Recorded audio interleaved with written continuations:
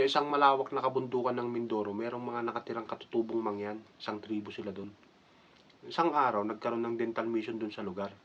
At napasama sa misyon yung dalawang magkaibigan na bagong graduate na dentista. Si Lovely at saka si Ira. Nung nandun na sila sa lugar, ini-expect nung dalawa na hindi marunong maglinis ng ngipin yung mga mangyan. Kasi tiningnan nila yung lugar, hindi pa ganun kasibilisado. O, makinig po kayong mabuti, sabi ni Lovely ngayon. Total malayo naman po kayo sa Kabiasnan at marami nang pong dahon ng bayabas dyan sa paligid.